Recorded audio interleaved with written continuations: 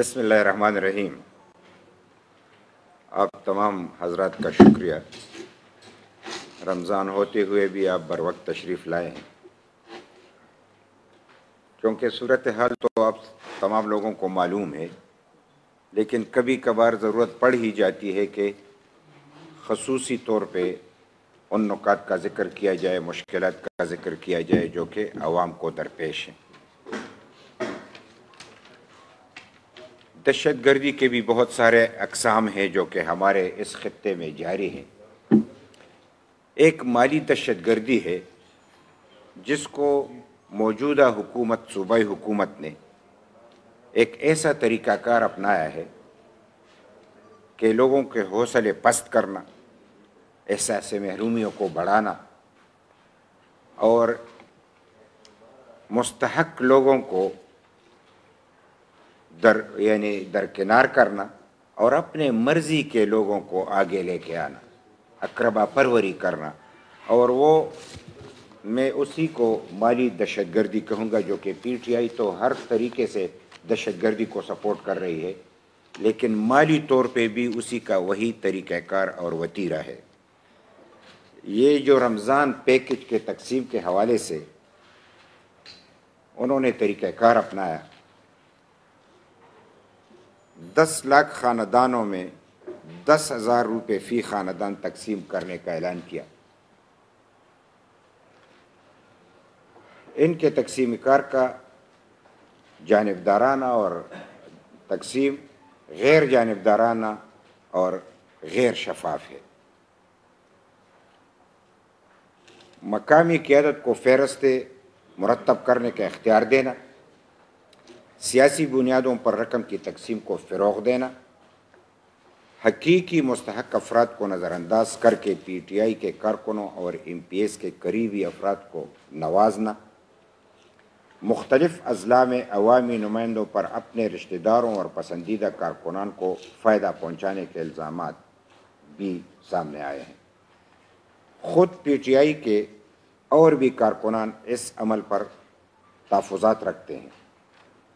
غریب کارکنان کو بھی مستحق ہونے کے باوجود نظر انداز کیا گیا۔ خیبر پختونخوا پہلے ہی شدید مالی بحران کا شکار ہے۔ سرکاری ملازمین کی تنخواہوں کے لیے فنڈز موجود نہیں۔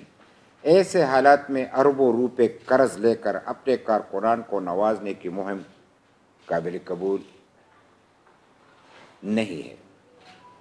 صوبے کے غریب عوام پر بوجھ ڈال کر قرضوں کے ذریعے سیاسی فوائد حاصل کیے جا رہے ہیں۔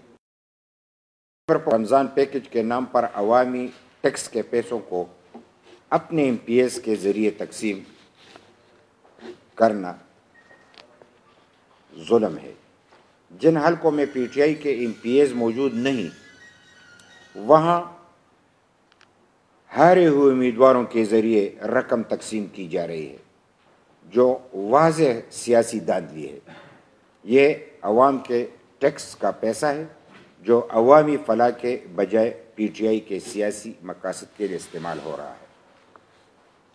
صوبائی حکومت عوام کے پیسے کو سیاسی رشوت کے طور پر تقسیم کر رہی ہے۔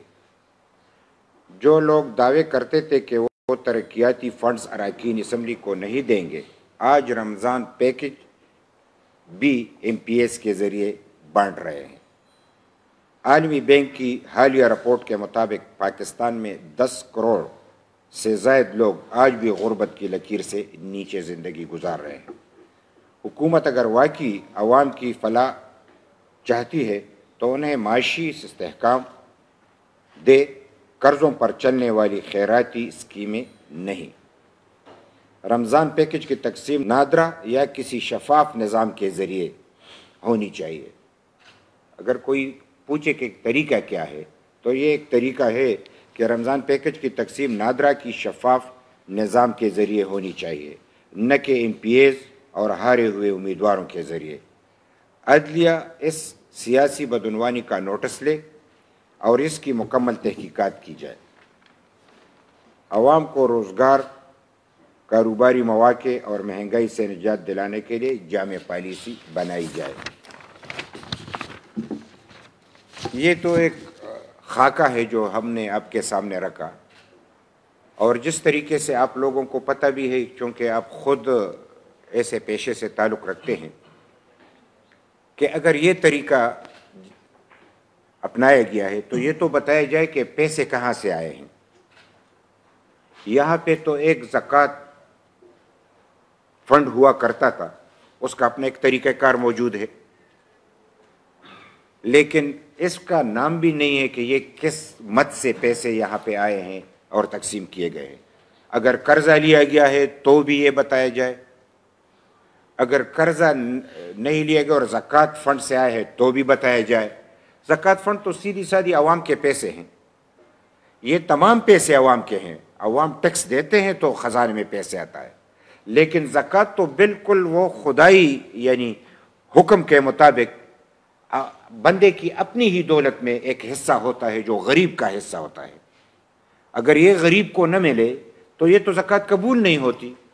تو جن جن لوگوں نے اپنے پیسے بینک کے ذریعے زکوٰۃ میں جمع کرائے ہیں وہ تو زکوٰۃ اس کا تو یعنی آخرت خراب ہوا. یہ کس طریقے سے یہ طریقہ کار انہوں نے ڈھونڈ کے نکالا ہے. لہٰذا ہم یہ سمجھتے ہیں کہ جس کو بھی یہ پیسے انہوں نے جو لسٹیں تیار کیے اس کی تشہیر کی جائے کہ اس میں مستحق بندہ ہے. یہ تمام اپنے مرہون منت جو ان کے اپنے ساتھی ہیں کروڑہا روپوں والے لوگوں کو 10,000 مل جائیں گے لیکن غریب کو پیسے نہیں ملیں گے.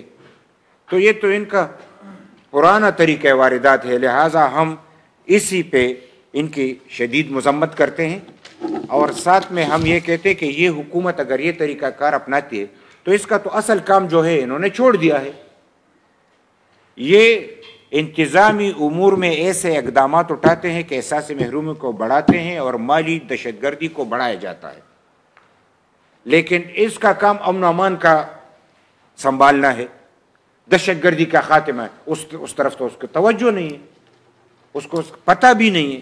یعنی آج جو بنو میں جنازہ پڑھایا جا رہا تھا اور رات کو یہ واقعہ ہوا تھا تو کیا ہے کہ ایک بندہ موٹر سائیکل پہ جا رہا ہے، ممنوع سڑک پہ جا رہا ہے. تم نے سارے پاکستان کو ممنوع بنا دیا، کوئی گھومے گا پھرے گا نہیں. ایک بندہ ہے جو کہ جا رہا ہے، کہہ رہے کہ غلط راستے پہ جا رہے، غلط راستے پہ جا رہے تو ٹھیک کرو.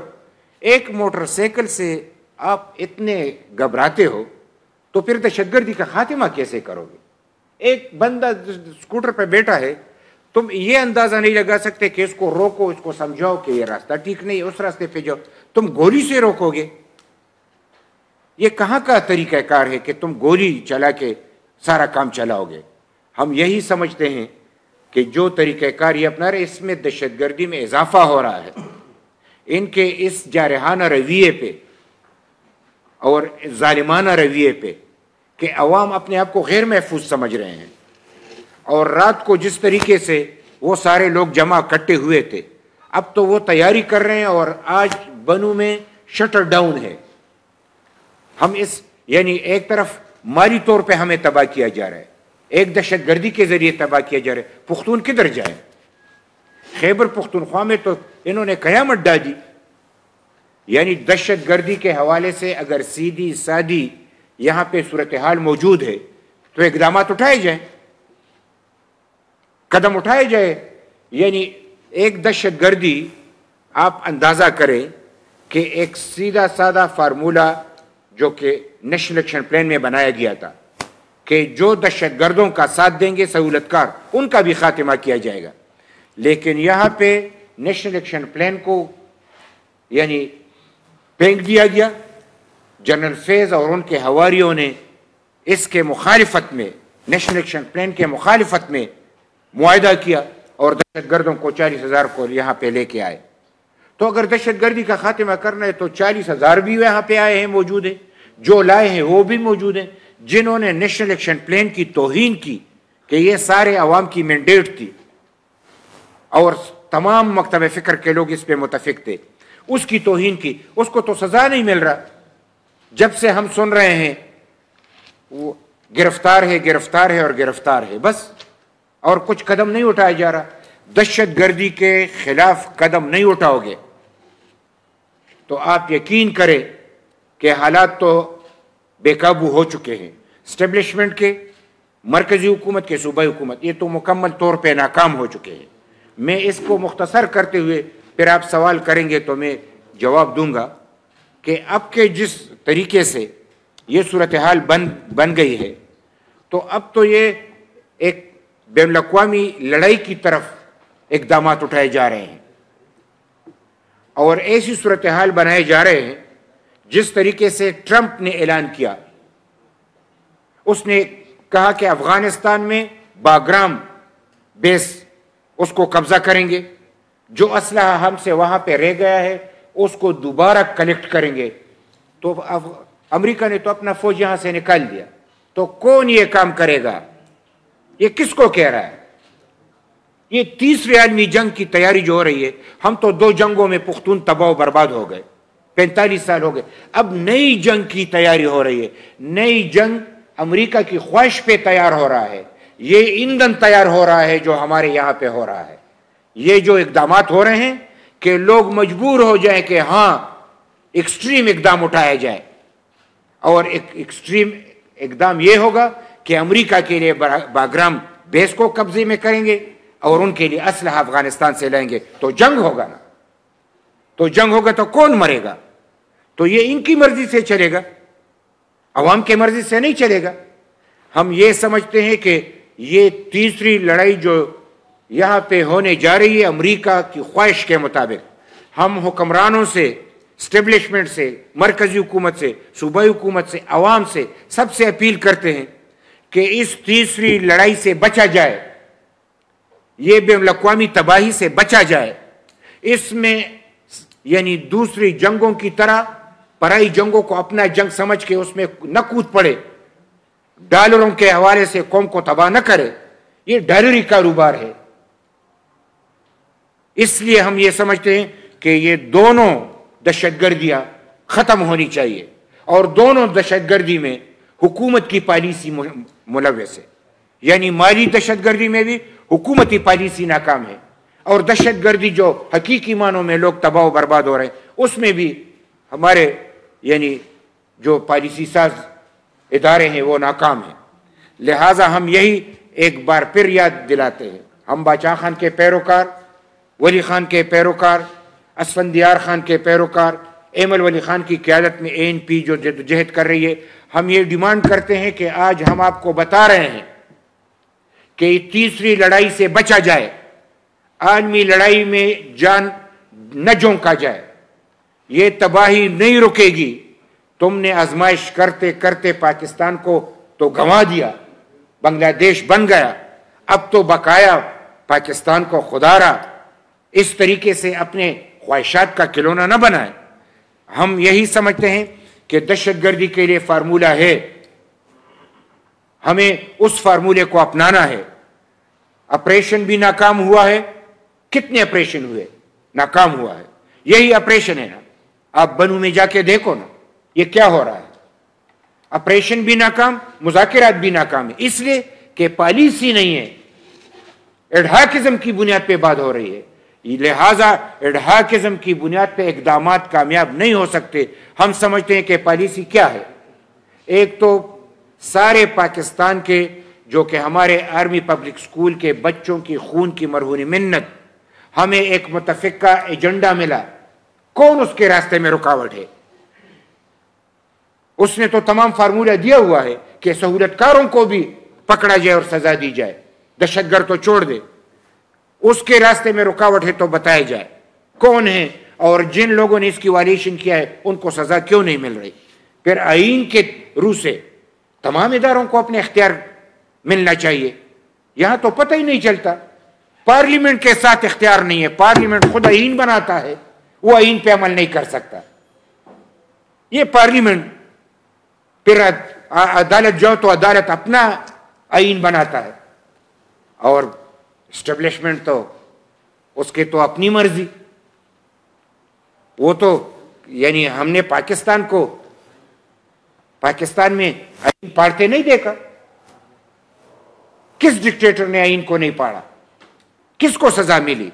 لہٰذا ہم یہ سمجھتے کہ آئین پہ عمل کیا جائے، خارجہ پالیسی آپ کی غلط ہے اس کو درست کیا جائے، पड़ोसियों से अच्छे ताल्लुकात कायम किए जाएं, और साथ में ये कि आपकी अंदरूनी पॉलिसी भी गलत है उसको भी दुरुस्त किया जाए, और एक जामे पॉलिसी बना के पार्लियामेंट में डिस्कस किया जाए और पार्लियामेंट में उसको मंजूर करके उस पे उसी तरीके से अमल किया जाए जिस तरीके से तमाम यानी मकतब फिक्र के लोग उस पर मुतफिक हो जाए। तब आप इकदामात जो भी दहशतगर्दी के खिलाफ करेंगे तो वो कामयाब होगा, और अगर ऐसा नहीं होगा तो अपनी मर्जी नहीं चलेगी। कौम अब बेदार हो चुकी है। ये 2025 है, 45 साल से हम मर रहे हैं। हमने हर तरीके से दहशतगर्दी को देख लिया, हमने हर तौर देख लिया। लिहाजा मैं दो बातों पे आपके सामने ये बात रखता हूं, फिर आप जो सवाल करते हैं मैं हाजिर हूं। एक माली दहशतगर्दी यानी इस हवाले से उठाई गई कि ये रमज़ान पैकेज जुल्म हुआ है, ज़्यादती हुई है, और हम इसकी मजम्मत करते हैं और इसको रद्द करते हैं।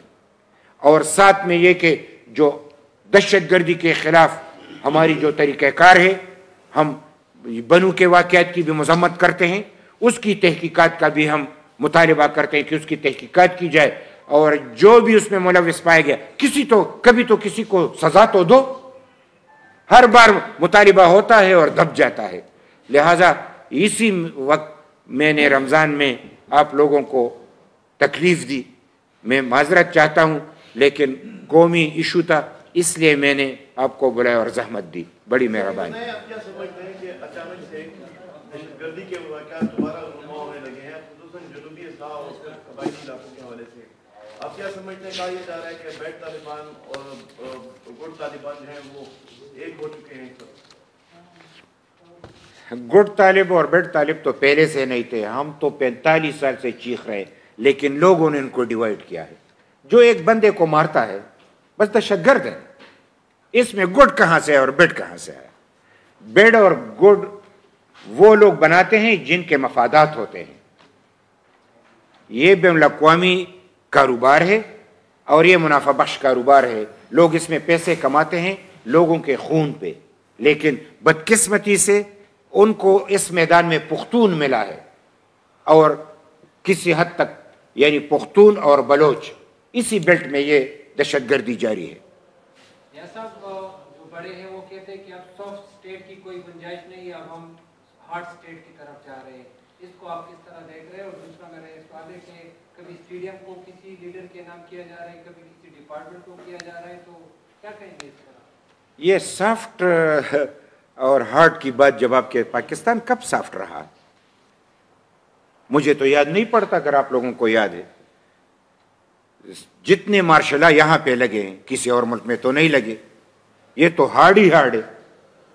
ये अल्फाज की हेर फेर से बात नहीं बनेगी। सॉफ्ट नहीं है और सॉफ्ट की बात, अब हार्ड पॉलिसी होगी। हार्ड पॉलिसी और सॉफ्ट नहीं, अवामी पॉलिसी होनी चाहिए, कौम के मफाद में होनी चाहिए, मर्जी की नहीं होनी चाहिए। जिससे दहशतगर्दी का खात्मा हो वही पॉलिसी अपनाई जाए। आज अगर हम अफगानिस्तान से जंग की बात करते हैं तो क्या इससे मसला हल होगा? तो यहां पे अब तो लोग कह रहे हैं ना, यहां पे आर्मी चीफ ने तमाम सियासी पार्टियों को बुलाया था 1 महीने कबल, तो तमाम सियासी पार्टियों ने उनसे कहा कि अफगानिस्तान से लड़ाई लड़ने से मसला हल नहीं होगा, मुज़ाकिरात से मसला हल होगा। हम ये समझते हैं कि बैनुल-अक़वामी असूल के मुताबिक सफारती अंदाज में संजीदा तरीके से इस मसले को हल किया जाए। अफगानिस्तान जो कि 45 साल से हमारा दोस्त था, आखिर में कैसे दुश्मन बना? आज क्यों दुश्मन बना? इसलिए कि जो पॉलिसी साज हैं उनको अब दिखाई दे रहा है कि इनसे लड़ेंगे तो पैसा मिलेगा। अब ट्रंप इशारा दे रहा है कि इनसे लड़ने में पैसा है। लिहाजा ये अल्फाज की हेरा फेरी नहीं होनी चाहिए। हमें सीधी सादी बात है कि तमाम पड़ोसियों से अच्छे ताल्लुकात होने चाहिए। मुज़ाकिरात के बैनुल-अक़वामी असूलों के मुताबिक मुज़ाकिरात के ज़रिए मसले को हल होना चाहिए। हम यही समझते हैं। रही ये बात कि किसी के नाम पे स्टेडियम को कोई अपना स्टेडियम बनाए और नाम रखे, फबिहा, इसमें तो किसी को यानी तकलीफ नहीं है। لیکن جن لوگوں نے بنایا ہے اور انہوں نے نام رکھا ہے اس کو ہٹایا جائے، یہ تکلیف دہ بات ہے۔ تمہاری حکومت 13 سال حکومت، تم ایک سٹیڈیم نہیں بنا سکتے۔ دعویٰ ہے کرکٹ کا، کرکٹ کے ہیرو بن کے تم نے سارے پاکستان کو ملیامیٹ کر دیا، ایک سٹیڈیم نہیں بنا سکتے، اس کے لیے بھی ڈرامہ رچا دیا۔ اور اب جرنلزم کے لیے ایک نیا نام ڈھونڈ کے نکالا ہے کہ جرنلزم پہ یہ کہتے ہیں، اور وزیر اعلیٰ نے کہا ہے، اور مینا خان ہے کہ کیا ہے، مینا پتہ نہیں یہ وزیر ہے کہ کیا ہے، ہم نے مینا خان ایک اور نام بھی سنا تھا، یہ دوسرا نام ہے، تو آپ لوگوں کو پتہ ہو کہ مینا خان کون تھا۔ لیکن اس کے باوجود اگر آج یہ جرنلزم کا نام جس کے نام پہ رکھ رہا ہے، تو اس صوبے میں 33 صحافی شہید ہوئے، 33، 2001-3 سے لے کے آج تک 33، تو 33 شہداء میں آپ کو پختونوں میں ایک نام بھی پسند نہیں ہے۔ اول تو جرنلزم خود ہی جرنلزم ہے، نام کی کیا ضرورت ہے؟ کوئی اور جگہ بناؤ، اس پہ نام رکھ دو۔ لیکن یہ تو نہیں ہو سکتا کہ تم ایسے جو ہمارے اس صوبے کا ہیرو بھی نہیں، ووٹ تم نے اس عوام سے لیا ہے، ووٹ بھی نہیں لیا، یعنی تم آج کی حکومت جو ہے یہ بھی جنرل فیض کی مرہون منت ہے، اس لیے تو جابرانہ فیصلے کر رہے ہیں۔ کہاں سے جرنلزم کا نام تم تبدیل کرو گے؟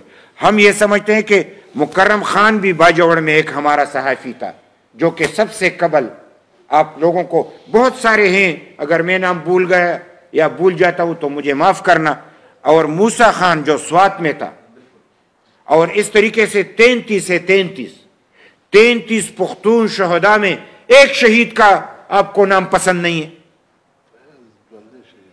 متنازع، اور ہمارے ساتھ ایک ظفر جو ہے، فیاض ظفر، وہ تو زندہ شہید ہے، کس نے اس کو اس حالت میں بنایا ہے؟ آپ تو ذرا پوچھ تو رہے نا صحافیوں کے ساتھ۔ یہ تو متنازع نام جرنلزم کے ڈپارٹمنٹ پہ نہ رکھنا، تم ہر بار ایسی بات کرتے ہو، لہٰذا ہم یہی سمجھتے ہیں کہ نام تو تبدیل نہیں ہونا چاہیے۔ جرنلزم خود ہی ساری دنیا میں یعنی ایک ایسا نام ہے کہ بچہ بچہ جانتا ہے، جرنلزم خود ہی، یعنی جرنلزم کی حوالے سے سارے لوگ جانتے ہیں۔ لیکن اگر تمہیں نام شہید کے نام پہ رکھنا ہے تو ہمیں شہیدوں سے پیار ہے، یہ دھرتی شہیدوں کی ہے۔ باچا خان کے پیروکاروں نے 1200 شہداء دیے ہیں، لیکن ہم چونکہ جرنلزم کی بات ہو رہی ہے تو لاؤ جو بھی ہمارے جرنلزم یعنی صحافی شہید ہوئے ہیں اس دھرتی میں پختون، اسی میں سے کسی ایک کا نام رکھ دو، ہم کہیں گے کہ ٹھیک ہے۔ اگر آپ کو پختون شہداء پسند نہیں ہیں، ہمارے دھرتی کے شہداء آپ کو نظر نہیں آتے، تو پھر آپ کے جانبدارانہ اور متنازع فیصلے کو ہم قبول نہیں کریں گے اور نہیں مانیں گے۔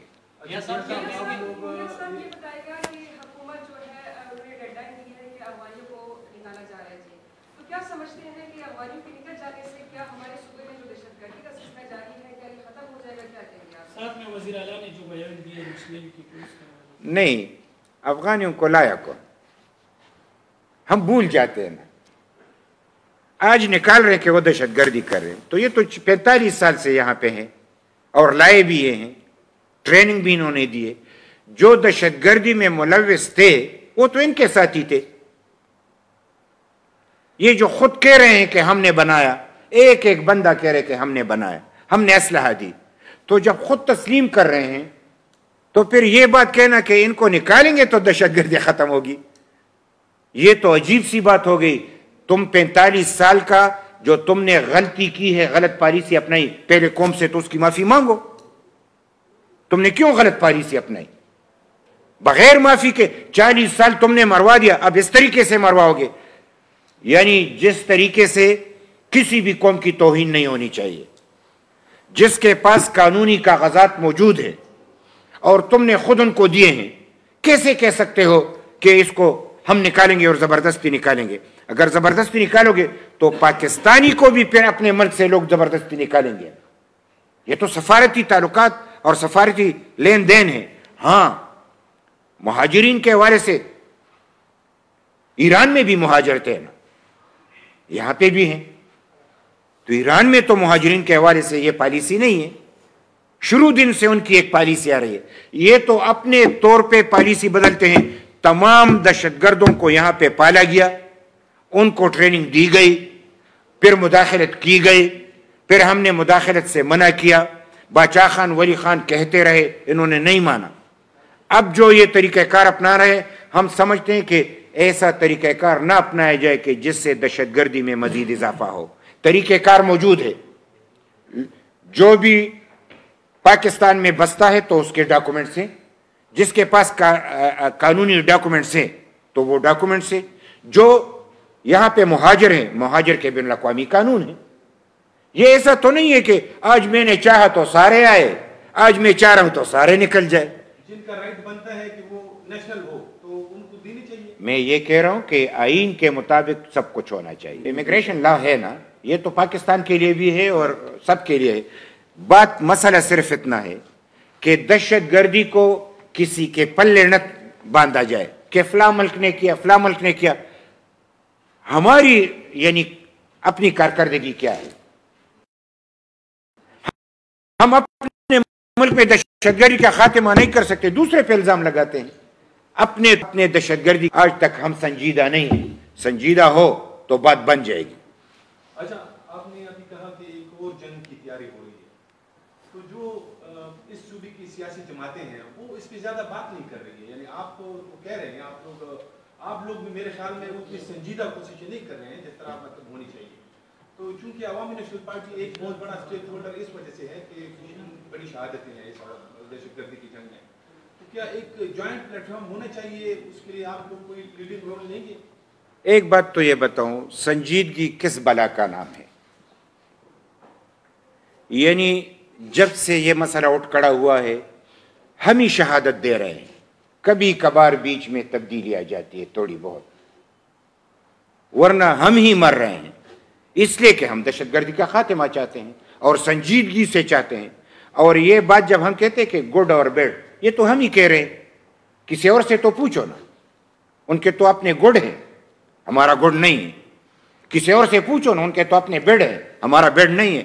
دہشت گرد جانور ہے, اس کا خاتمہ ہونا چاہیے. ہماری طرح کون کلیئر کٹ بول رہا ہے؟ اگر آج تک دہشت گردی کے خلاف کوئی سنجیدگی سے بولا ہے عوامی نیشنل پارٹی ہے, اور اسی لیے ان کو سزا ملی ہے.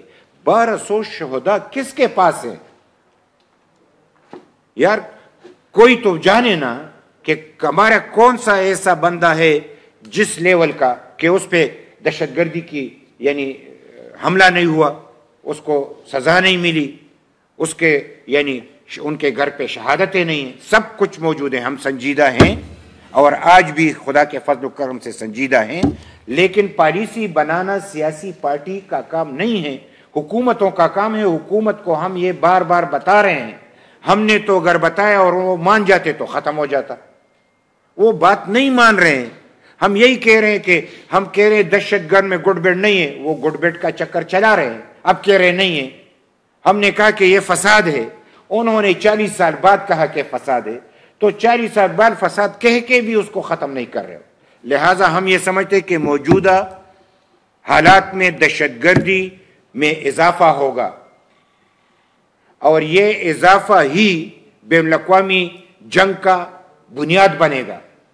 اور اسی کے لیے امریکہ اپنے طور پہ تیاری کر رہے ہیں اور اپنے ہی لوگوں کو اس میں ملوث کرنے کی کوشش کر رہے ہیں.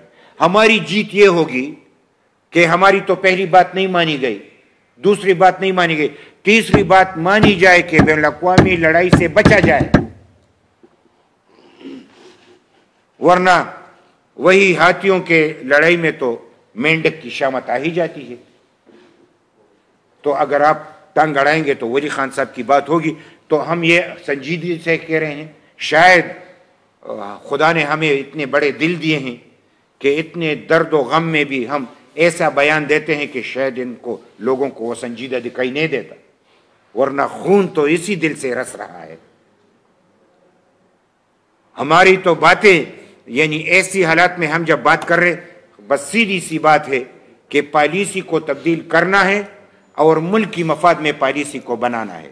और माली दहशतगर्दी को आप मैं चूँकि इसको आप ज़्यादा कवरेज इस हवाले से देंगे कि लोग बड़े परेशान हैं, जो रमज़ान पैकेज के हवाले से जुल्म हुआ है, हर ज़िले में लोग बड़े परेशान हैं और लोग चाहते हैं कि मेन स्ट्रीम मीडिया पे ये कवरेज मिले, क्योंकि रमज़ान में ये जुल्म हुआ है और ज़कात के नाम पे हुआ है, मुस्तहिकीन के नाम पे हुआ है।